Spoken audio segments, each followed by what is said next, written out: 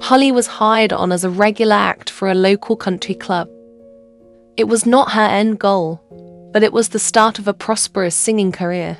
The crowd enjoyed her sultry voice, and she was often brought back on stage for encores. This is what she lived for. For the first time since moving to Britain, she was happy. She reserved a table for Glenn for every one of her shows, but he never came. He had his school, and she had her singing, and he preferred to keep it separate. It devastated Holly every time she saw the empty table. Still, she showed up to the dance club after her performances with a smile on her face. She swallowed her pride and tried to make her relationship work. She was deeply hurt by his lack of support, and that pushed her to take more special candy. They were better together when their minds were altered. Glenn didn't resent her as much, and Holly was able to pretend their relationship wasn't crumbling at the seams. The only time Glenn wanted to be intimate with Holly anymore was when they were rolling. Holly felt degraded and unappreciated every time he asked, but she did so anyway because she desperately wanted Glenn back. She didn't recognize the man that slept next to her every night anymore. They were growing, but not together. Glenn was not a good student. He rarely turned in work, and when he did, it was disorganized and subpar. He was barely passing his classes and realized that he may not be cut out for university. He blamed his inability to concentrate on Holly also. He believed that if he wasn't pressured to move in with her and instead lived in the dormitories, he would not be in the position he was in. She ruined everything she touched. The cracks in their relationship started to show outwardly after a little over a year of living together. They began arguing about small things that had no actual bearing on anything, however. This was the only time where Glenn could make his real feelings about her known. This allowed for a guilt-free exit of the home for the night to do whatever he wanted. He wasn't the type of person to remain faithful in a relationship. Complacency was boring. He preferred to dance with a pretty stranger and see where the night took them. More often than not, the night led to infidelity. He liked the no-strings-attached one-night stands. They kept him going. He was dependent on Holly's hospitality because he would be homeless without her. So he settled for shameless nights out. It was the only time he felt true euphoria. Being buried in random women was better than being with Holly. He felt like the ultimate man after one of these nights. Glenn knew that Holly was smart enough to know what he was up to. Their entire relationship was based on infidelity. He chose instead to soften the blow by purchasing her gifts to keep her satisfied. He would come home with hollow apologies about their fight the previous night and gave her an expensive gift as a consolation prize. Holly seemed none the wiser and graciously accepted his gifts. She clung to the beautiful jewelry and never brought up the argument again. She boasted that she was the luckiest woman alive to have such a sweet man to shower her with gifts. Glenn tried to remain faithful after that first time. He had felt something for the first time in years, but knew that once he started, he wasn't going to be able to stop. The infidelity became a pattern. Glenn would pick a fight whenever he got the itch to be with another woman. He knew Holly well enough to know what to say to break her spirit. He treated her poorly enough that she demanded that he get out of the house and leave her alone, but not poorly enough to break the relationship up permanently. He was strategic with his insults. He became more brazen with his seduction attempts. He was so ready to cheat that he forewent the dancing and buying drinks entirely. He found an attractive enough girl and propositioned her for a quickie. Glenn enjoyed the free love movement that the 1960s offered. Women now felt liberated and comfortable enough to get it on with a random stranger. He took full advantage of this and participated to the fullest extent. Holly knew what was happening. She knew that Glenn was out on the town giving it to any girl that showed interest. She was not stupid. Their relationship started because she was the other woman. She was not naive to the ways of cheating. She saw how Glenn acted with Adriana. It was now the exact way he acted with her. It was eating her alive, but she couldn't let Glenn know that. She had to persevere and show him that she was committed. So she swallowed her pride and hurt feelings every time that Glenn returned from a rendezvous and accepted his gifts. At least he came back to her.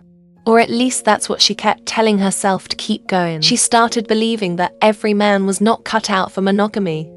She was born out of infidelity. And every man she knew aside from Matty had a wandering eye. She desperately just wanted the love of her life to want her and only her. She accepted the gifts that Glenn gave her, but each time he came back from stepping out on her, it chipped away at a piece of her soul. She wanted Glenn to be her soulmate so badly, but she didn't want to continue to share him. Glenn started feeling deep regret about what he had done to Adriana. He thought about her every day and wanted to make amends so that she would take him back. He wanted a beautiful life with Adriana, not this disaster with Harley. He wrote to her. He detailed all of his feelings for her, and he begged her to give him another chance.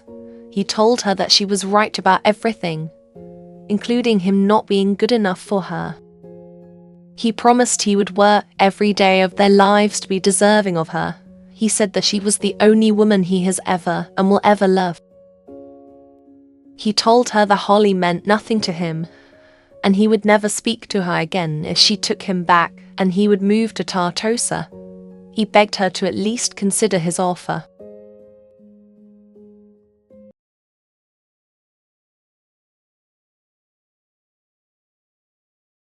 Glenn worked harder on his assignments, since he was on the verge of flunking out.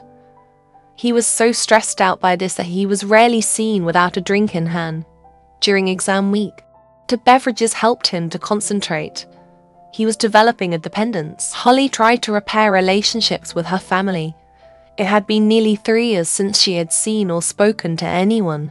Part of her never reached out because she didn't want them to know that they were right all along about Glenn, and she had wrongly chosen a man over her family. Her mother spoke to her on occasion, but did not pick up the phone when the rest of the family was home.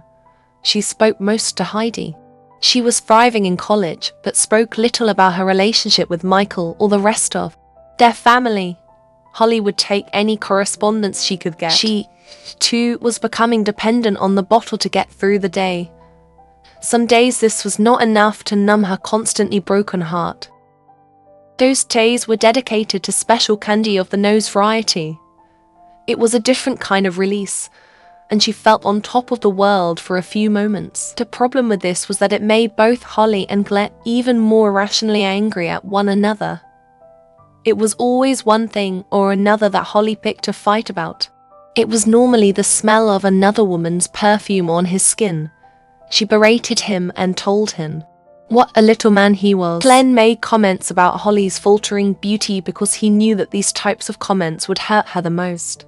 He said it was impossible for him to remain faithful when Holly was gaining weight and letting herself go. Holly started doing what she never thought she was capable of doing. She started to physically attack him when he made these comments. The toxicity of their relationship had reached new heights. The problem with Holly and Glenn was that they always made up. They made up by consuming more candy together. They had no business forgiving each other, but like it or not, they were dependent on the other. Their relationship was extremely unhealthy, but neither felt like they could live without the other. They always ended up back at the dance club. Being at their home was too toxic sometimes, and they needed to reset by partaking in more candy together and dance their worries away. It was complicated, but they almost craved the toxicity. At least then they were still passionate about each other. Holly felt like her life was out of control. It wasn't a day where she wasn't consuming something recreationally. She couldn't even recognize who she was anymore. The crumbling couple danced close to one another. Despite everything, Holly still craved his touch, or at least the touch of someone. She had never felt so alone in her life. She had no one in her life besides Glenn, and it was her own doing. It was small moments like these that she believed she still made the right decision in choosing Glenn over her family because she had the old Glenn back. She clung to these moments because she knew that he would return to the cheating, angry little man that he had turned into very soon. On rare occasions, they would return from the dance club and be intimate together. The special candy hit him in just the right way to feel attracted to Holly again. They were never together in this way anymore without some type of candy coursing through their bodies. Holly let the high of Glenn being with her ride all night long. One afternoon, Holly got the mail. There was a letter addressed to Adriana that was returned to sender. Panic and anger hit Holly like a ton on bricks. She opened the letter and read every word that Glenn had written to her estranged sister. Every word was like a dagger in her heart. Glenn did not love her. He loved Adriana. He was planning on leaving her if Adriana wanted to take him back. He actually said the words, "Holly means absolutely nothing to me." Holly knew deep down this was how he felt, but seeing it written down in his handwriting finally solidified how little Glenn thought of her. She was sent into a blind rage. Holly ran upstairs to confront Glenn. He was sleeping off another bender. Before Holly knew what she was doing, she struck Glenn across the face. They both stood there in shock. After the shock of what Holly had done had worn off, Holly yelled at him. She told him that he was the most vile man she had ever met and that she wanted him gone. Glenn began to panic.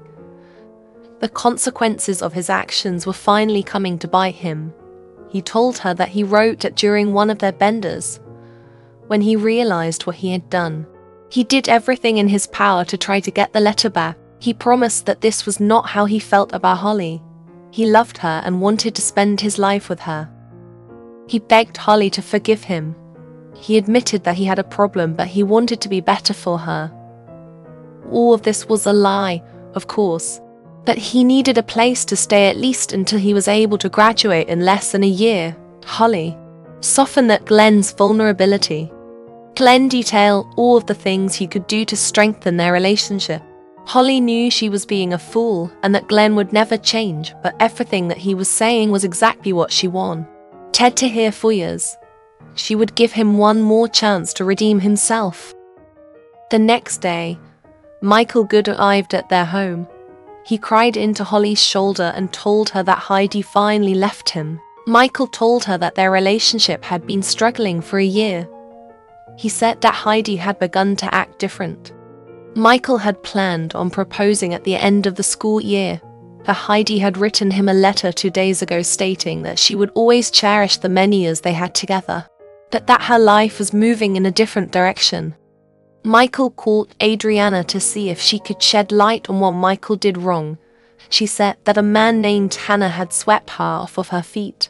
She reassured Michael that Heidi had never cheated on him, but she broke up with him so that she could be with Tanner. Michael begged Holly to let him stay for a small bit of time while he got his life together. The breakup was so devastating that he dropped out of college with 1 semester to go. Holly felt so deeply for Michael. She knew how much he loved her twin sister. She made him a home-cooked meal that first night he was staying with them.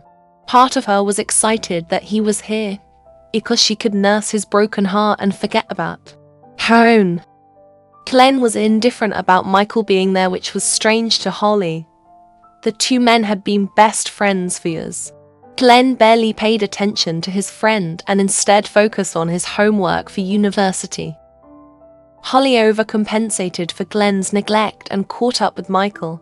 As they continued to speak to one another, she realized how much she missed her life before that summer at camp. Michael reminded her so much of home, and he was still such a comforting and sweet presence. Holly only had a 1-bedroom home, so Michael had to sleep on the couch. He did not mind in the slightest. He was happy to be amongst friends and people that really cared about him.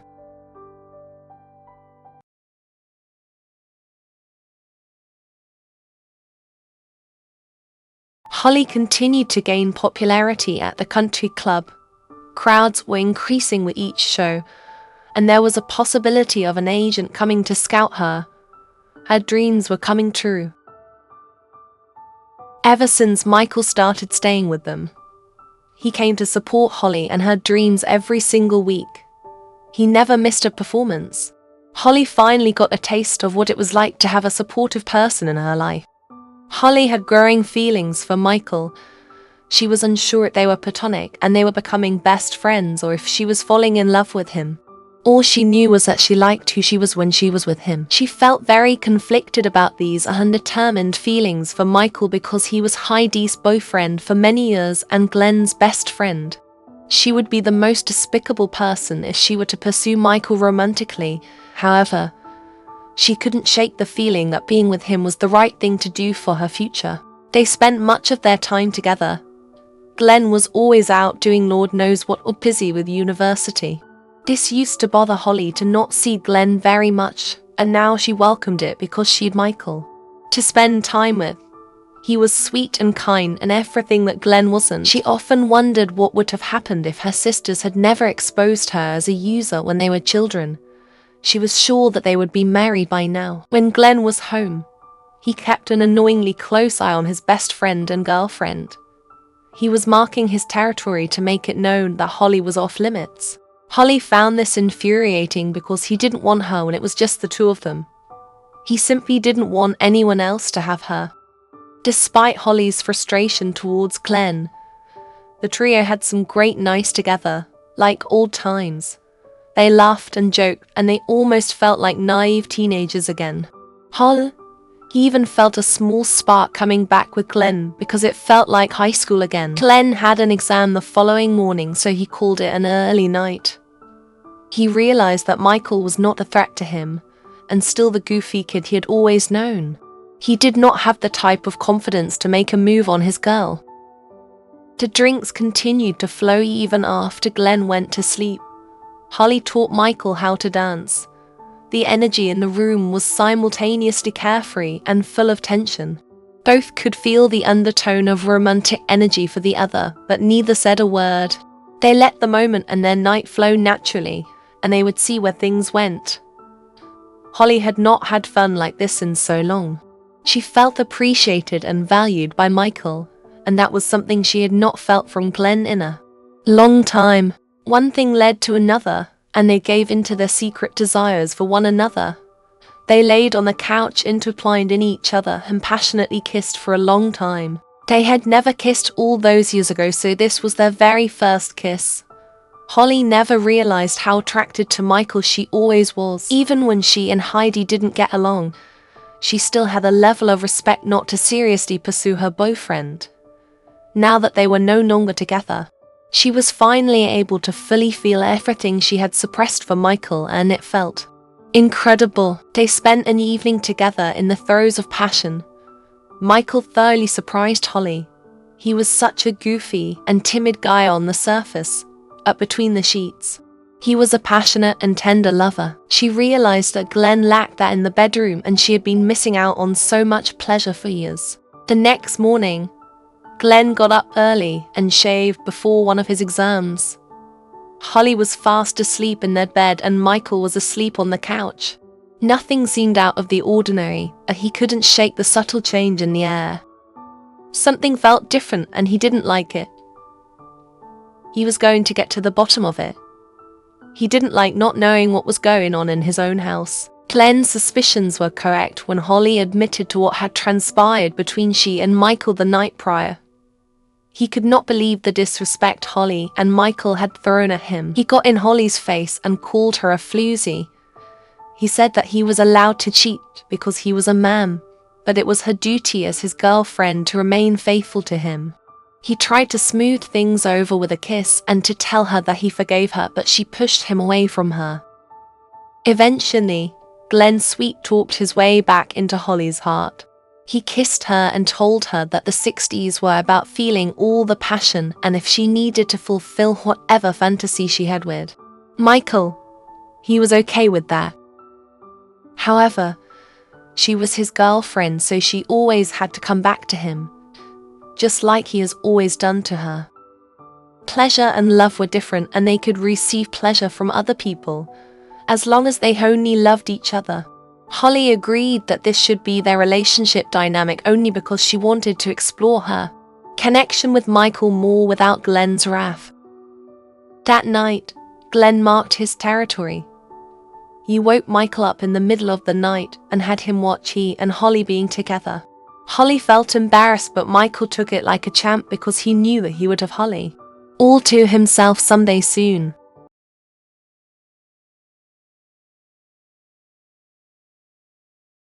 Glenn pumped himself up by doing some push-ups. He was going to confront Michael about making a move on his girl.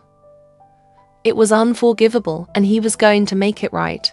It was his livelihood that Michael was jeopardizing. Glenn gave himself a pep talk on the way to the porch and greeted Michael with a punch in the face. His friend ducked at the final second and no contact was made. Michael freaked out for a moment from the shock of what Glenn just tried to do. After realizing this was Glenn's way of making peace with what happened, they hugged each other. This was a sign that their friendship was okay, and Glenn was fine with Michael getting with Holly as long as it was just physical. Glenn concocted a wild idea. He couldn't fully let Holly enjoy herself. He knew that she was sure to leave him if that were the case. He suggested that he and Michael take advantage of this momentum, and he invited his friend to join him in the bedroom with his girlfriend. That way Glenn could monitor what was happening between Holly and Michael and put a stop to it if needed. Michael was hesitant about this idea because he didn't want to share Holly. He was falling in love with her and wanted her all to himself. He agreed to not alarm his friend. That night, heavy poured drinks were shared between the three of them. Holly spent most of the night largely ignoring Glenn and flirting with Michael. That one night with him really opened her eyes to what a real relationship could look like. Glenn spent the evening talking up the idea of increased pleasure with two partners. Holly immediately caught on to what he was suggesting and toyed with the idea. Part of her just didn't want Glenn to be there when she was with Michael again. But the other part of her liked that all focus would be on her. Eventually, he wore her down enough to agree to what he was asking. Michael looked antsy and uneasy, and Holly figured that he was feeling the same way she was about the situation. Holly suggested that they finish their drinks and head into the bedroom. She was nervous that this whole ordeal would make Michael not like her anymore. He also agreed to the proposition, so she went with it. At first, Holly really enjoyed having all focus on her. Two men were kissing her instead of one, and it felt nice. Glenn took charge of what was happening and was greedy with Holly's affection. Most of the time, Michael was just there to give reassuring caresses or pecks on the cheek. Once the big event happened, Holly realized that she had made a big mistake. Glenn continued to insert himself between she and Michael, but the electricity between the two was too strong. Holly could not hold back her new feelings for Michael, and it was evident in the way she reacted to Michael's touch versus Glenn's. After Glenn had gone to bed, Michael and Holly snuck out to the patio to talk about their budding relationship. Holly admitted that she didn't want to be with Glenn anymore and wanted to be with Michael instead. She confessed that she was in love with Michael and figured she had been since they were children. Michael admitted that he had fallen in love with her all over again in the months he'd been staying with her. Holly thought out loud and tried to formulate a plan to break up with Glenn and get him out of her house. Michael suggested that they do so in a respectful manner to not trigger Glenn since he had a temper. The new couple hugged lovingly and felt so excited to start their lives together. Little did they know, Glenn was watching the entire encounter. Michael took Holly in his arms and kissed her. He was so excited to see where this relationship took them. He wondered if he had made a mistake all those years ago in believing her sisters and breaking up with her. Glenn went back upstairs and began to spiral out of control. He saw the way Holly looked at Michael and knew it was only a matter of time until she kicked him to the curb. He went into the bedroom and climbed into bed. He began to cry and felt so defeated. He knew he had mistreated Holly for years. He felt that her falling in love with their mutual friend was so much worse than his meaningless flings. He was getting totally screwed over, and his sadness turned to anger. He went back out into the living room and began to heavily drink. He poured himself drink after drink and planned to confront Holly once she and Michael returned inside. He refused to be made a fool of. He was a catch and she was lucky he stayed with her for as long as he did. When they finally made their way inside, Glenn screamed at her that she was the worst kind of woman because she was in love with his best friend. She had zero loyalty and he could never make a wife out of her. He said that his cheating was different because his flings were meaningless. She was the terrible person for beginning a relationship with another man behind his back. Holly argued that he hasn't treated her like a partner since that summer at camp. He treats her like she is worthless, so she finally found a man that would treat her the way she deserved. Glenn rebutted that he treated her how she deserved to be treated because she ruined his entire life by outing their infidelity to the one woman he truly loved. He could never love Holly because she was a constant reminder that he didn't have Adriana. Holly could not believe that Glenn was finally saying the things she has known to be true for so long. She knew she deserved better, but the words still hurt to hear. She had wasted 6 years of her life trying to love a boy who was not capable of loving her. Holly apologized for deceiving him. She did not want to hurt him because she did love him at one point, however. She was leaving him for Michael, and there was nothing that Glenn could do or say that would change. Her mind, she told him that she wanted him out of the house by the end of the week. Glenn erupted in anger and decked Michael in the stomach. It was a cheap shot and knocked the wind out of his once best friend. He was caught off guard when Michael regained his composure and kicked him to the ground. Michael was unrelenting. He kicked and hit him repeatedly.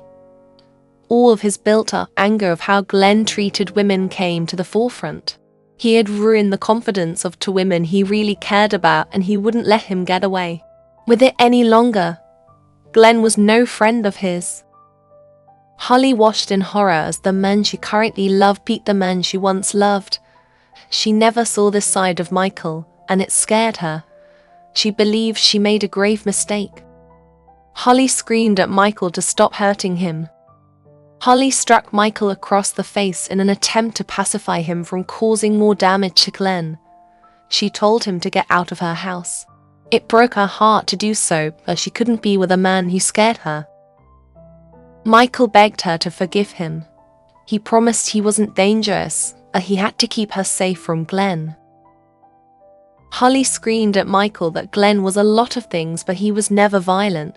She loved Michael, but she could never trust him again and demanded he get out and never speak to her again. Michael walked out of Holly's home and felt like he just lost the love of his life. He had screwed up so badly, and he knew she would never forgive him. His heart would hurt for the rest of his life, but the only kindness he could give her was to respect her wishes. He would never contact her again. Holly attempted to check on Glenn's injuries. He was in bad shape and his hand was clearly broken. Glenn screamed at her that this was all her fault. He was broken and bleeding because of her. She ruined the friendship of his longest friend because she cared more about her own happiness than his. She was selfish and a cruel person. Holly was tired of Glenn making her out to be the problem. He was the problem, not her. She told him that if he actually satisfied her and treated her with respect, she wouldn't have fallen in love with Michael. He was the terrible person and the bad lover. Glenn finally had enough. He didn't care if he had to move back in with his folks. He refused to be around Holly for one more minute. It was a long time coming, but Glenn and Holly finally broke up their toxic and healthy relationship. Neither had been happy or in love for a long time. Holly lost her family for nothing, and now she had no one. Despite finally feeling free from Glenn, she begged him to stay because she didn't know how to be alone.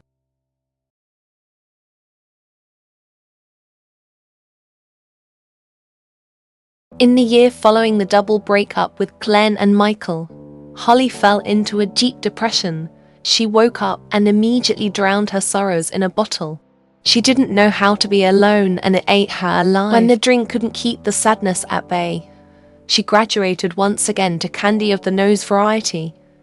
She didn't want to feel sad. She wanted to feel on top of the world. The candy allowed her to feel that even if it was just for a moment. She chased it down with a drink. Any substance she could get her hands on, she'd try.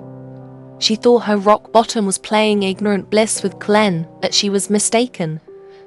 This was her rock bottom. Her one saving grace was singing at the country club. She had practiced for weeks for when the scouting agent was scheduled to come see her performance. She knocked it out of the water during her first set. She felt confident for the first time in a long time. In between sets, she went to the bar and ordered a drink to calm her nerves. She was on the brink of greatness, and it was overwhelming. The bartender was very attractive, and it immediately distracted her from her dreams. She had been so lonely, and the male attention was everything she wanted in that moment. She flirted with him, and he flirted back. She drank drink after that, forgetting about the talent agent altogether. She ended up drinking too much and was unable to perform her second set. To add insult to injury, she sloppily danced against the bartender on stage for all to see. She had publicly embarrassed herself and destroyed her career before it had even begun. The country club ended up letting her go after the fiasco. Holly was in a terrible way after this. She had no job, no future career in the singing industry, and she was completely alone. Her drinking got really bad after she was fired. She felt like she had nothing to live for. The only thing that got her out of bed was the bottle. After a few months of self-loathing and being jobless, Holly realized that she had to do something if she wanted to keep her house. Her parents' money had run dry, and she barely had enough to survive the month.